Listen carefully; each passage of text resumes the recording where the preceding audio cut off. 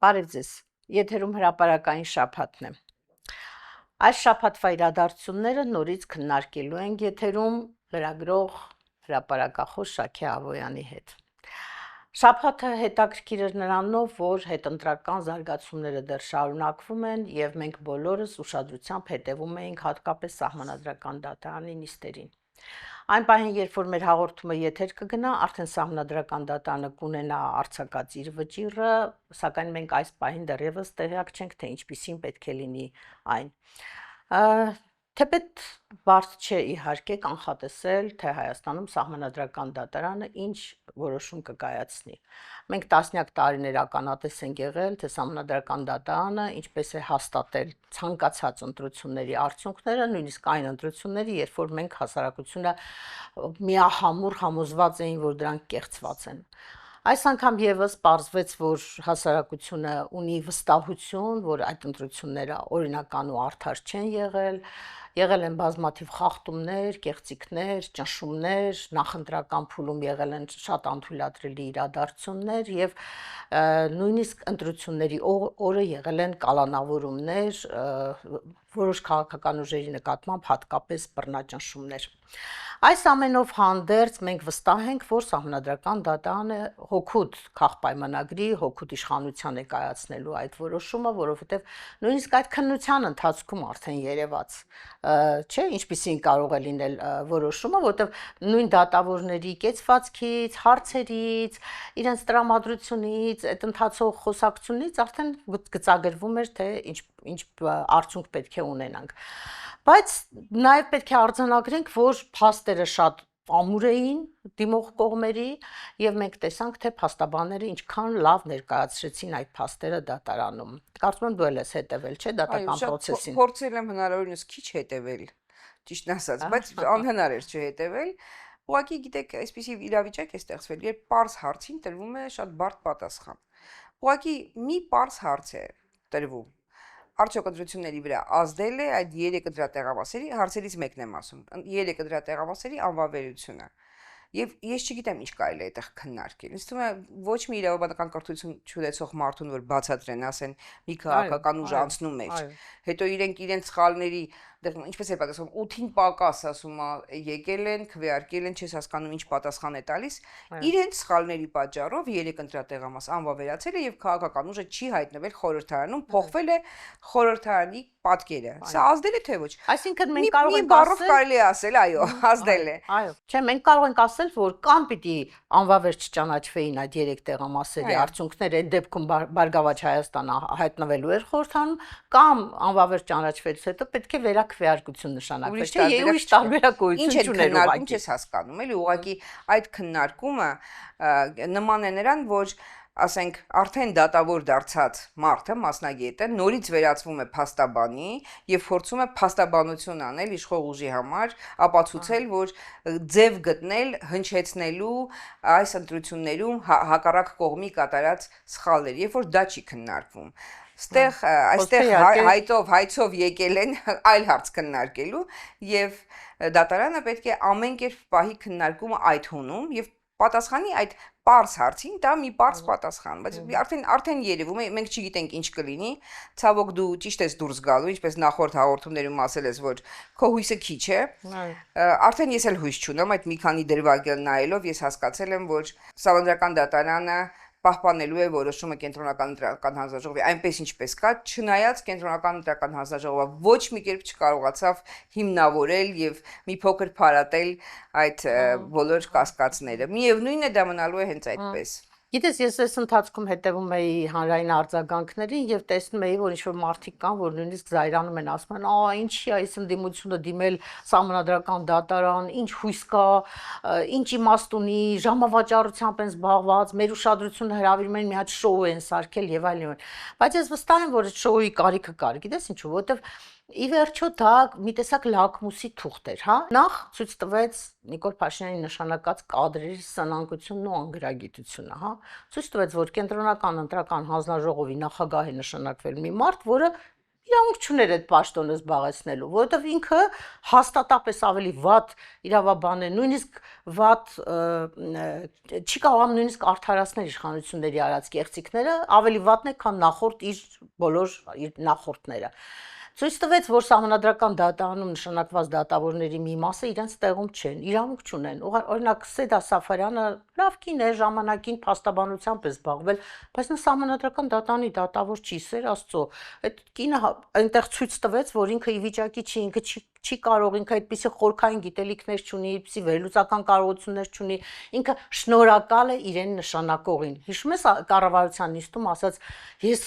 պարոն Փաշինյան կարդարացնեմ ձեր հույսերը, եւ հիմա ինքը արդարացնում է իրենց հույսերը։ Իսկ ինձ թվում է չի արդարացնում։ Ինձ թվում է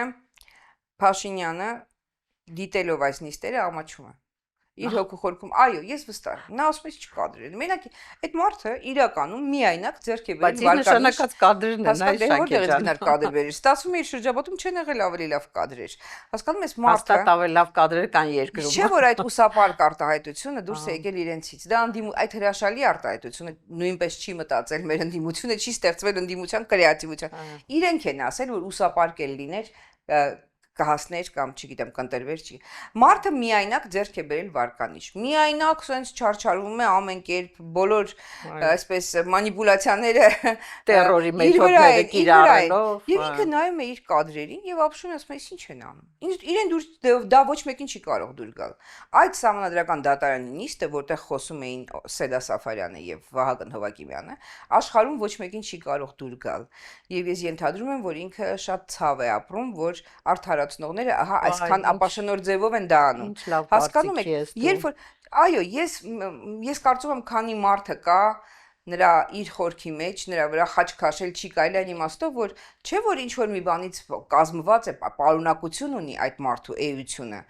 Մարդը տեսնում է, որ հարցերը շատ վատն են, պատասխանները ավելի վատն են, դա իրեն դուր է գալիս։ Պետք էր դիմել Սահմանադրական դատարան, պետք էր ցույց տալ եւ պետք էր միջև վերջ այս այլանդակայնացումը, այդ զենքայնացում բառից հետո ես այնքան բառ եմ հորինել, նոր բառեր, բառաշինությամբ եք զբաղվում։ Ընտրական process-ի այլանդակայնացման այս ամբողջ գործընթացը իր բոլոր փուլերով պետք է գնա, ուր հնարավոր է պետք է դիմեն, որպեսզի չէ որ այս շոուն դիտում է հասարակությունը եւ ես արդեն ասեմ առաջին ծնծաղիկը խոսել եմ մարդու հետ, ով ընտրել է քաղաքացիական պայմանագիր եւ ասում է դե հա, այո, բան եղավ, ազդեց, կեղծիք եղավ։ Սա գիտեք ինչ է, սա, որովհետեւ մենք գիտենք, չէ՞ որ նրանք այսպես, չէ, ինչպես է ասում, այնտեղ դատավորներից մեկը որ ասում է, դուք ինչա մտածում եք ավտոմատ են, այդ մարդը զոմբիներ, այդ մարդիկ զոմբիներ են։ Այո, մենք մեկ մեզ թվում է, այո, ինչ զոմբի բառն էլ ասում է, դա մի քիչ ծիծաղել է, որտեվ այո, մենք մտածում ենք, որ զոմբիներ են, որովհետև ինչ լինի, իրենք պատրաստ են արդարամիտ լինեն, պատրաստ չեն։ Կարծես միայն հրաման կատարող, միայն այսպես ուղղորդվող մասայի է վերածվել ինչ որ շրջանակ մեր հանրության եւ դեռ փոքր չի այդ շրջանակը։ Այո, մենք մտածում ենք, որ նրանք զոմբիներից մեկը ասում է Չէ, կեղծվեց եւ Սահմանադրականն էլ չի արդարություն չի հաստատելու։ Սա նշանակում է, որ այո, մարդու վրա խաչ քաշել չի կարելի եւ հենց իրենց ընտրողները դժգոհ են մնալու, որ ընտրությունները եղան ոչ արդար եւ ոչ կասկածից դուրս, որովհետեւ ամենակարևոր բանը որ փաստարկվին, ինչ ասես, որ ասում ես ասֆալտը ցածր է, մի ասա ասֆալտի անունը մի տուր եւ այլն, մի համեմատի Արցախի կորուստի հետ, մի անգամից ասում էին բա ընտրությունները, բա ժողովրդավարություն։ Եթե իրենք կորցնում են խաղաթուղթը, այո, վերջին այդ լավ խաղաթուղթը կորցնել նրանք չեն ուզում։ Եվ ամենակիչը դա կուզեր Նիկոլ Փաշինյանը, ես ուղղակի համոզված եմ։ Նա չէր ուզենա, որ այսպիսի իրավիճակ ստեղծվի եւ այսպիսի ապաշնոր քննարկումներ ծավալվեն։ Իհարկե շատ լավ կլինի, եթե մեր հասարակության նույնիսկ այդ հատվածը, որը մինչև 2026 թվականը եկել է հասել է, բայց դեռ քաղաքապայմանագիր է ընտրում, որովհետև հավատում է Նիկոլ Փաշինյանին, հավատում է նրա արած փոփոխություններին եւ այլն, կամ չի հավատում ուրիշներին, հա։ Լավ կլիներ, որ այդ մարդիկ դեռ պոտենցիալ ունենային ինչ-որ բան գիտակցելու, տեսնելու, զգալու։ Օրինակ, տես, ես միշտ ասում եմ, որ ամեն մարդու համար գալիս է սթափության իր ժամը, հա, ինքն է կախված իր գիտելիքներից, իր դաստիարակությունից, իր մենթալիտետից, ինքն է ինչ որ մի պահի սթափվում է կամ չի սթափվում։ Հիմա օրինակ, տես, կարող էր, այո, այս ընտրությունները ինչ որ մարդկանց գիտակցության վրա ազդել, բայց կարող էր նրանց վրա ազդել նաև օրինակ այն, որ այս շաբաթվա ընթացքում Էդիկ Մալոյանի նման հերոս տղային, գնդապետին, որը կռվել է Արցախում, մարտական խաչքանշանի կրող է,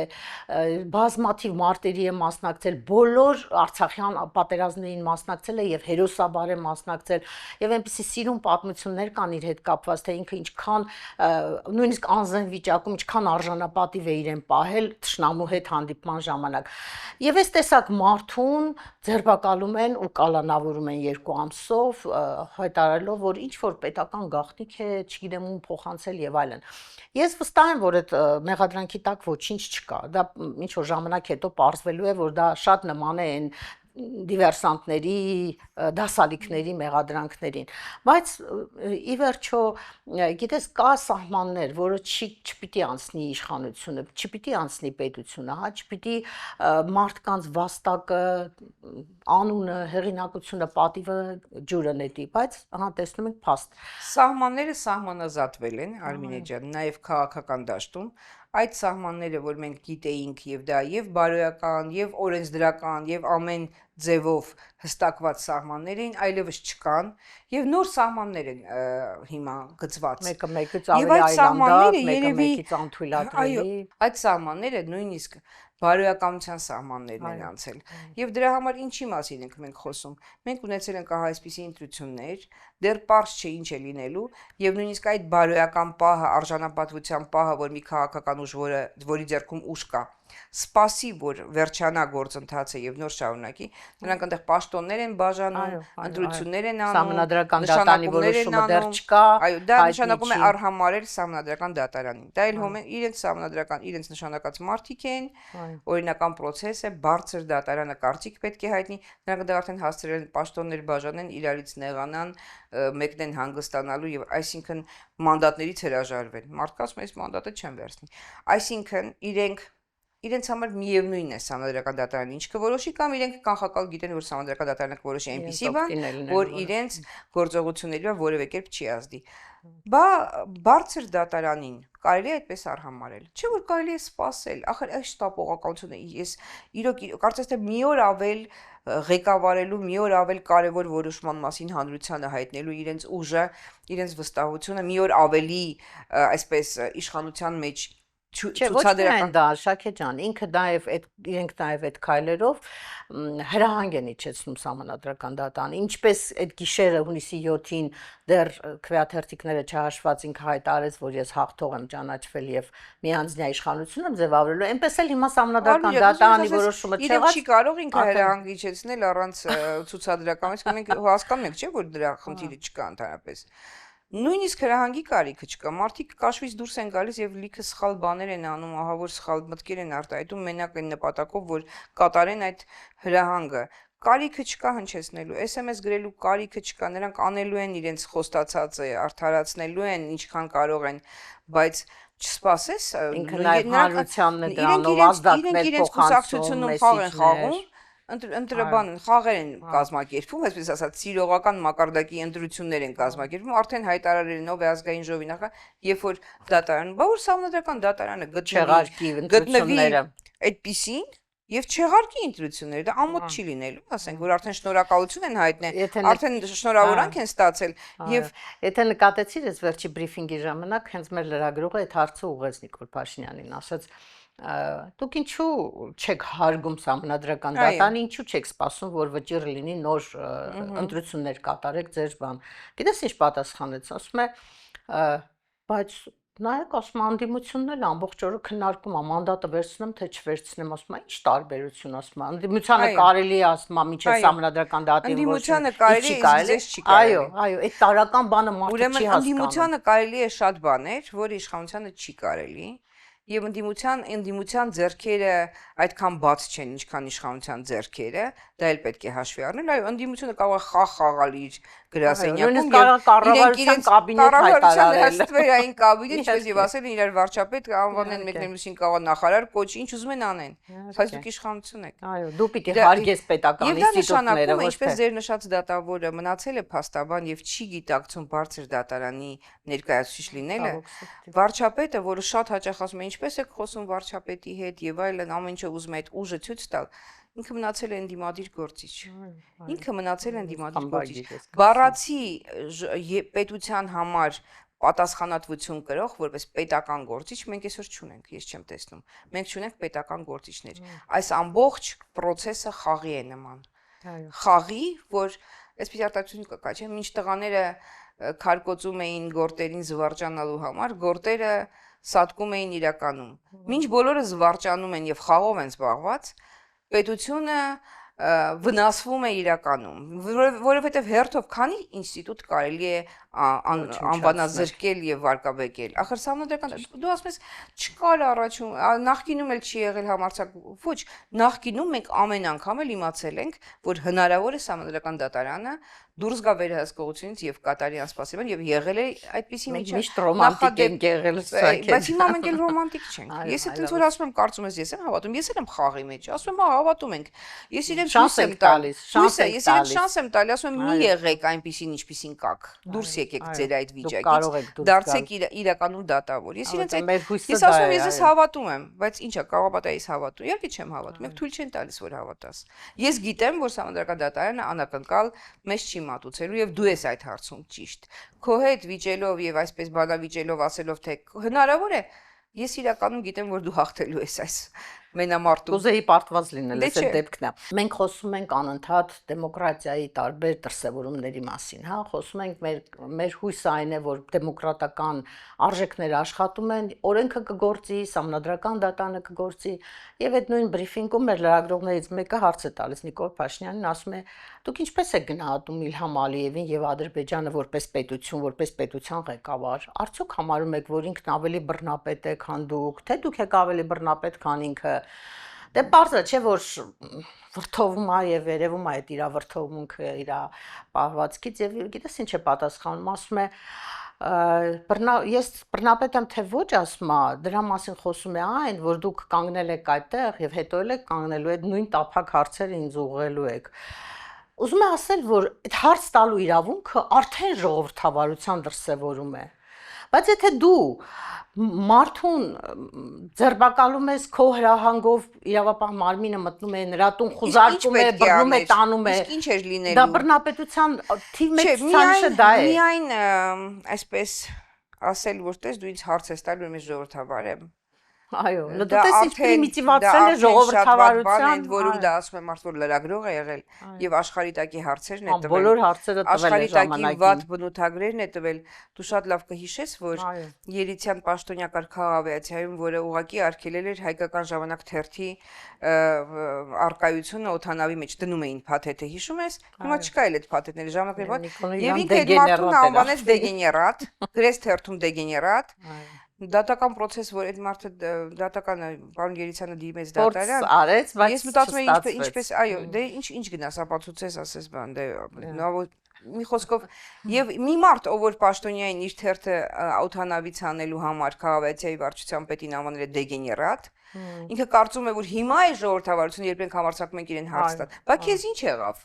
լրագրող Նիկոլ Փաշինյան, երբ դու բավականին բարձրաստիճան պաշտոնյայի եւ ընդ որում իր ոլորտում լավ մասնագետ է, այսինքն ով էր կասկածում օրինակ քաղաքավիացիայի լավ մասնագետ է։ Քո թերթի պատճառով եւ ինչու էր թերթը անել, դա էլ հիշեցնեմ, որ հայկական ժամանակում շատ են կեղծ լուրերը, որոնք տագնապ են առաջացնում մարդկանց մեջ։ Ես չեմ ուզում, որ թռիչքի ժամանակ մարդը տագ խոճապ զգա։ Շատ այսինքն թերթն էլ է, չէ՞, բնութագրվում դրանով, թե ինչպիսին էր եւ ինչ ամբավ ուներ։ Հիմա ինքը լրագրողին ասում է, տես ես ինչ ժողովրդավար եմ, որ դու ինձ կանգնել ես տափակ հարց ես տալի։ Նախ տափակ հարցեր չկան, կան տափակ պատասխաններ, որը մենք անդադ լսում ենք, կան շատ տափակ պատասխաններ։ Եվ այդ կուլտուրայի պակասը, որ լրագրողի հարցը բան է, որակում է տալիս շատ վատ որակում, իսկ ինչու է տափակ։ Մարդու մեջ հարց է ծագի, պետք է հարցնի։ Ցանկացած հարց եւ ասել որ դու գործընկերոջն ասել դու տվեցիր տափակ հարց դա արդեն նշանակում է չլինել ժողովրդավար որովհետեւ ժողովրդավարությունը իր մեջ այդ հանդուրժողականությունն ունի պատասխանիր այսպես կամ այնպես մնացածը տափակ է թե գիտես ով է խոսում ժողովրդավարությունից խոսում է մի մարդ ով Վանաձորում ընտրված քաղաքապետին ընտրվելուց օրվանից 2 օր հետո կալանավորեց 2.5 տարի պահեց բանտում որպեսզի Վանաձորը քաղաքապետ չունենա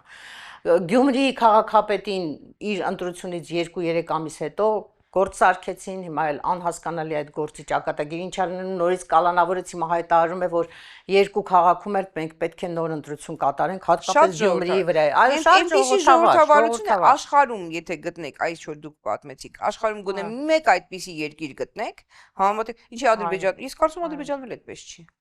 ինձ թվում է որ Ադրբեջանում էլ այդպես չի Նրանց ինչ է երկու գլխավոր քաղաքների երկրորդ եւ երրորդ քաղաքների քաղաքապետները բռնված են ինչ է Եվ այս շաբաթվա մեջ էլ քաղաքագետ Երվանդ Բոզոյանին, որը ոչ պաշտոն է զբաղեցրել, որ տնտեսական գործունեություն է ծավալել, ոչ մի բան, ընդհանրապես իր խոսքն է տեղ հասցնում եւ Մայր Հայաստան կուսակցության անդամ է, գնացել են տուն, խոզարկություն են կատարել, կանչել են հարցաքննության եւ այլն։ Այս տոտալ բռնաճնշումների պայմաններում մարդը խոսում է ժողովրդավարությունից, դեմոկրատիայից, բռնապետության բացակայությունից եւ այլն։ Դե գիտեք, այս ընտրությունները համենայն դեպս մեծ հարված հասցրեցին հենց իրեն, որովհետև մինչև հիմա կարելի էր ժողովրդավարության մասին թույլատրելի էր, որ ինքը խոսեր։ Բայց քանի որ հաստատվեց այն տեսակետը, որ Հայաստանում դեռևս ընտրություններով իշխանություն չի փոխվել, եւ խորացավ այն կասկածը, որ երբեք էլ չի փոխվելու, այս սահմանադրությամբ եւ այս տրամադրությամբ այդպիսի բան տեղի չի ունենալու, արդեն ժողովրդավարության մասին խոսակցությունները իհարկե շատ թույլ են, մի քիչ ծիծաղելի են, մի քիչ տխուր են, իսկ հետագայում կլինեն նաեւ շատ, այսպես ասած, պայթյունավտանգ, որովհետեւ մարդիկ կարող են այլևս չուզենալ լսել այդ ժողովրդավարության մասին։ Բայց փոխարեն տես եվրոպական պաշտոնյաները շարվեշարան գալիս են Հայաստան, այս շաբաթ նաեւ Եվրահանձնաժողովի նախագահներ եկել Ուրսուլա ֆոն դեր Լայենը շատ գեղեցիկ խոսքեր ասաց, խոստումներ տվեց, ասաց որ մենք ֆինանսավորելու ենք, բացելու ենք եվրոպական շուկան ձեր առաջ, ամեն ինչ անելու ենք որ դուք Ռուսաստանի հետ սանկցիաներից չտուժեք եւ այլն։ Այսինքն Հայաստանի զենքայնացումը այս դեպքում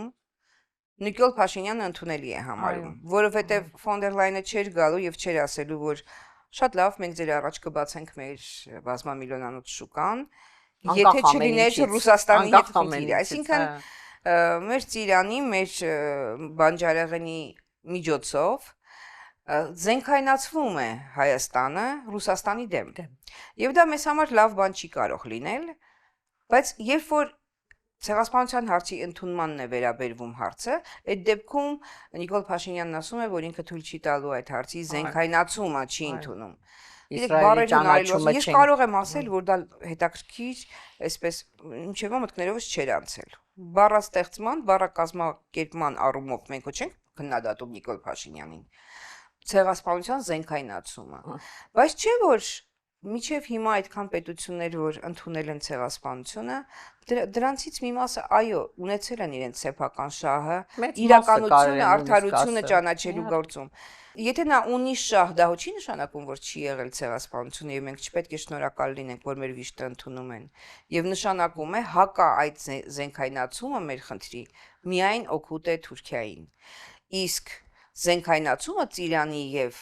Լոլիկի դա էլ արդեն վնաս է Հայաստանին, որովհետև արվում է Ռուսաստանի դեմ։ Ընդ որում ֆոն դեր Լայենը խոսքի մեջ օրինակներ է բերում, ասում է Ուկրաինայում եւ Մոլդովայում մենք ունենք այս ճանապարհն անցել են։ Զենքայնացրել ենք ամենտեղ։ Շատ վատ օրինակներ են, որոնց ոչ մի լավ բան չի խոստանում այդ օրինակները։ Բարեբախտաբար Եվրոպան այնպիսին է, որ ֆոն դեր Լայենը միայնակ չի կարող որոշել, Ծիրանը համապատասխանում է իրենց չափանիշներին, թե ոչ։ Ի բարեբախտություն եվրոպական սպառողների նրանց պետական մարմինները եւ անկախ մարմինները հետազոտելու են այդ արտադրանքը եւ ինչ որ մի բանով չի համապատասխանելու իրենց ուզած պահանջներին։ Դա չի նշանակում թե վատն է մեր ապրանքը, ոչ, ուղղակի կան չափանիշներ, որ մեր այլ է իրենց։ Չէ, հետո եվրոպական շուկան շատ հագեցած շուկա է, այդպես է եւ այդ եմ ասում, որ դա հազատ շուկա է, այնտեղ կա այդ անտեսանելի ձեռքը, որ հակակշռում եւ հավասարակշռում է բոլոր պահանջարկները խափում, Շաքե ջան, հիմա Ուրսուլա ֆոն դեր Լայենն է խափում մեր Ուրսուլա ֆոն դեր Լայենը չի կարող որոշել բոլոր երկրների այդ մարմինների փոխարեն այդ բերքը ընդունի թե ոչ դա Հայաստանը չի որ մի հոգի նստի որոշի իրենց բարի կամք այո իրենք բարի կամք ունեն արտահայտում են օգնելու եւ մենք դա լսում ենք որ իրենք ունեն բարի կամք դրանից այն կողմ եթե գնան դա միայն օգուտ է ես ուրախ կլինեմ գիտես իհարկե շատ ուրախ կլինենք մեր վրան գրած արտադրված է Հայաստանում, արդեն դու ինքան լավ ես զգում, ուզում ես առնես հետ բերես Հայաստան, այդ ապրանք ինքան ես ուրախանում։ Ոչ ոք դեմ չի, ուղղակի գիտեք, չի կարելի հետևողական բոլորով անընդհատ այս ժողովրդին դնել բանի տեղ, էլի մենք հասկանում ենք, որ նրանք չեն հասցնի փոխել չափանիշները, նախ ճանապարհն էլ այնքան հեշտ չի լինելու, երկրորդ այդ երկրները տարբեր կանոններ ու բան ունեն, այդ սպառողները, այդ վաճառողները, այդ ամեն ինչը տենց արագ, եթե հնարավոր է կախարդական ձևով այս տարվա ընթացքում կազմակերպել, ես դրան չեմ հավատում։ Թող անեն, ես ուրախ կլինեմ։ Ամենը PR-ը, ես չեմ պատրաստում հերթական մանիպուլյացիան։ Այո, մեր արտադրողի շահերը չեմ պատրաստում զենքայնացնեմ։ Ես միայն ուրախ կլինեմ, այստեղ կգամ քո մոտ կնստեմ եւ կասեմ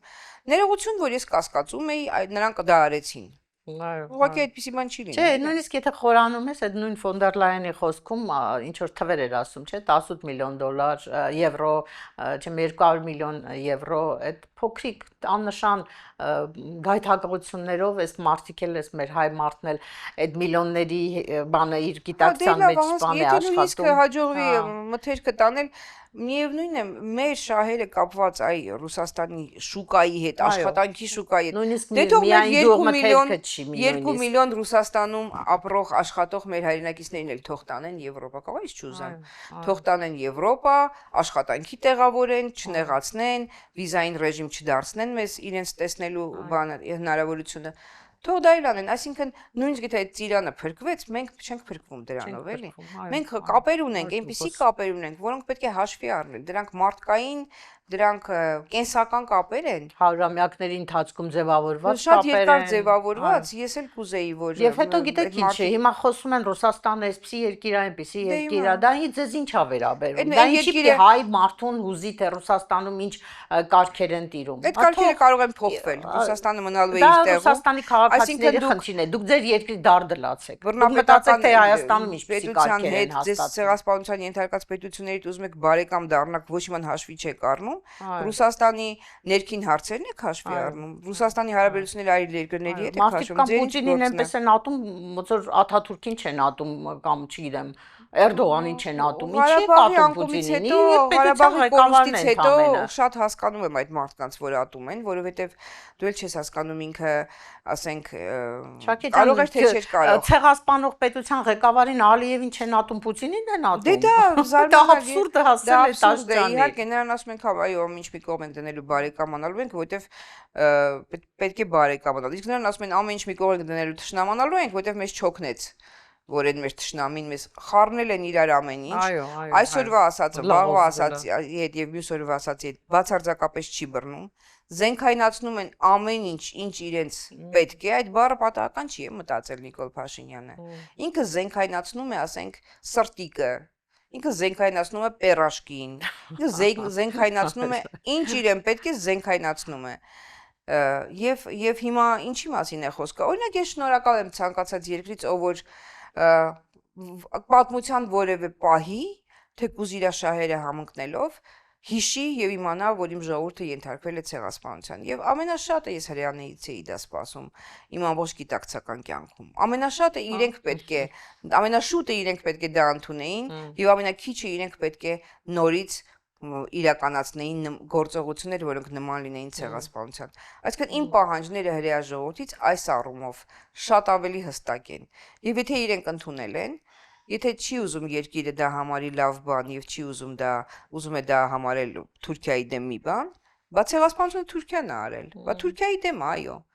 Եվ թող բոլորը խելքի գան հասկանալու, որ ցեղասպանության եւ Իսրայելի շահերը այդ առումով համընկնում են։ Ինչ անենք մենք։ Մենք էլ երբեք իրենց ցեղասպանությունը չենք հերքել։ Մենք ընդունել ենք, իրենք էլ պիտի վաղուց, շատ վաղուց ընդունած լինեն եւ ամոթ է որ միջև այսօր չեն ընդունել, դա շատ մեծ աբսուրդ է, բայց ցեղասպանության կացինը խորը թաղված չէ մարդկության համար։ Ժամանակներն այնպիսին են, որ ցեղասպանություններ նորից են լինելու եւ աշխարհը շատ անհանգիստ է եւ հիմա հայերի ցեղասպանությունը հիշելը ոչ թե միայն հայերի համար է օգուտ, դա մարդկության համար կարեւոր է։ 100 տարին անցել է, մի բան էլ ավել անցել է, բայց այդ հարցը մնում է պետության գլխին որպես զենքայնացման մի հնարավորություն։ Ուրեմն ցեղասպանությունը պետք է չմերժվի եւ պետք է հետամուտ լինեն 1000 տարի հետո էլ պետք է հիշեն, որ այ մի անգամ մի երկրում վեր կացան ու ցեղասպանեցին ժողովրդի։ Այս հարցը փակողը չենք բանը այն է, որ այո, հենց Հայաստանի իշխանության ղեկավարությունն է փորձում փակել այդ թեման եւ այլևս այո, ինչ ասես զենքայնացրիք, ցեղասպանության հարցը ոչ չեք թույլ տալու։ Մենք համարյա մի մարդ ոնց կարող է դա թույլ չտա կամ թույլ տա։ Դա իր իրավասություններից դուրս խնդիր է դա։ Իսկ իրենց ինչ գործներ որ գնում էին, ասենք ճանաչում էին հակամարտող պետություններից մեկի անկախությունը եւ այլն, զենքայնացում էին անում։ Այսինքն երբ ձեզ պետք է դուք գնում եք գնում շաբաթը մեկ այցելում էին հումանիտար օգնություն, ստացվում է որ շատ հստակ մի քանի թեմա կա, որոնք իշխանությունները չեն կարող թաքցնել։ Այդ թեմաները ազդում են իրենց նյարդերի վրա։ Իսկ այդ թեմաները մեր ազգային գաղափարներն են, առանց որոնց դու ուղղակի արդեն չես կարողանալու հավաքես այս ժողովրդին, ասես հավաքես մի ազգի շրջանակում, ասես որ այս սրանք ազգին միավորող գաղափարներ են, ունեն մի ընդհանուր ազգային խնդիր։ Եվ դա ցեղասպանության հարցն է։ Գիտես, ժամանակներն ցեղասպանություններ, Արցախներ, Շաքե ջան, կային գաղափարներ կային, որ միավորում էին հայ մարդկանց։ Հիմա այդ գաղափարները կամած տակից հանում է, էլի, ազգի տակից հանում է։ Դե, այսպես ասենք, փորձում են հանել, որովհետև պարզ է, որ այդ գաղափարներով հենց շաղախված է մեր ինքնությունը, հնարավոր չի լինելու դրանք հանել եւ լավ է, որ Իսրայելի պես պետությունը այսօր կանգնեց հիշեց դրա մասին։ Այսինքն դու ամենը պետք է մի պարզ շնորհակալություն հայտնել երախտագիտություն փակել թեման։ Մենք որպես ազգ եւ որպես ցեղասպանությունից վերապրածների զավակներ մենք շնորհակալ ենք բոլոր այն ազգերին եւ պետություններին, որոնք պատմության ինչ որ փուլում, ինչ որ պատճառով կճանաչեն մեր վիշտը եւ դրանով իսկ այո, մեծ ծառայություն կմատուցեն համայն մարդկությանը, որովհետեւ ցեղասպանությունը պետք է դատապարտվի։ Եվ քանի դեռ Թուրքիան դա չի հասել, Թուրքիայի շահերը չեն ասել դրան, մի օր էլ գուցե Թուրքիան դրան հասնի։ Տեսնում եք, ամեն տեսակ իշխանություն կարող է լինել։ Ինչպես եղավ Հայաստանում քաղաքացիական պայմանագրի պես իշխանություն։ Իսկ Էրդողանն է ապշած։ Ամեն անգամ որ նայում ես, ինքը այսպես ապշած է նայում Նիկոլ Փաշինյանին։ Ինքը ասում է, սա ինչպես պատահեց հայերի հետ։ Ուրեմն այնտեղ էլ կարող է պատահել իշխանություն, որը ասել, գիտեք, եկեք մեր պատմության աչքերին նայենք, արդար լինել հայրենասեր եւ ուզենա իր պատմությունից ջնջել այդ սևեջը զենքայնացման հնարավոր չէ որ եթե Թուրքիան ընդուներ զենքայնացումը կավարտվեր թող իրենք զենքայնացման դեմ աշխատեն թող իրենք ընդունեն որպեսզի այլևս ոչ մի պետություն դա չօգտագործի իրենց դեմ բայց իրենք էլ իրենց ազգային գաղափարն են կերտել այո ագրեսիվ եւ այլ գաղափարով ես գիտեք որ լսեցի ասեցի վերջապես ախր ամոթ էր որ Իսրայելը չէր ընդունել նա ամենաշատը պետքա հասկանալ իրենց ցեղասպանությունը իրականացրել են մերը օրինակ բերելով դու չես վերացնում այդ շղթան դու չես ուզում վերացնես այդ շղթան որ հայերին ով է հիշում ով է հայերի ցեղասպանությունը այսօր հիշում դու չես ուզում այդ Կնեսետը դեռ չի ընդունել եւ հայտնի չի կընդունի թե ոչ, որովհետեւ նաեւ այստեղ կարող է դեր խաղալ հենց Հայաստանի եւ Հայաստանի իշխանության կեցվածքը այս հարցում։ Ինչու պիտի շարունակեն ընդունել։ Եթե խնդրեն որ չընդունեք գործընթացը, հա, փաստորեն Արմինե ջան, այլ կարևոր չի։ Իրենց ժողովուրդն էլ տեսավ, որ այդ հարցը կա եւ դա ընդունելի է, դա հնարավոր է որ ընդունվի։ Քայլ ենք մենք հասել ցեղասպանության հարցում ճանաչման քայլ տարի առ տարի որքան է սփյուռքը դրա համար չարչարվել ինչքան մեծ ջանք ենք մենք դրել որպես լրագրողներ ամեն տարի գտնում էինք այդ վերապրածներին անմիջական զավակներին հարցազրույցներ անում պատմում հանրայնացնում որպիսի աշխարհը իմանա որ մենք չենք մոռացել եւ իրենց էլ չենք թողելու մոռանալ եւ ինձ համար արդեն առիթ է սա որպիսի ես գոհ լինեմ որ հրեաները մտածում են որ պետք է ցեղասպանության շղթան միտեղ կանգնացնել եւ որ հрьяաները ավելի շատ սևեռվեն շարքային հայ մարդկանց կարծիքի վրա ոչ թե իշխանության առաջի դեմքերի որոնք ասում են հուսանք ընդմիշտ է իսկ մեզ պետք իշխանությունները շատ ու շատ ժամանակավոր են ոչ մեզ պետք էր նրանք շատ լավ գիտեն որ դա մեզ պետք էր լավ Հուսանք, որ հաջորդ շաբաթ ավելի ուրախ թեմաների մասին կխոսենք եւ կկարողանանք մի փոքր ավելի լավատես լինել մեր լսողների հետ։ Ուղղակի ինչի վրա է հիմնված այդ։ Այո։ Մարդկային լավատեսության հավերժ։ Այսօր այսքանը կհանդիպենք։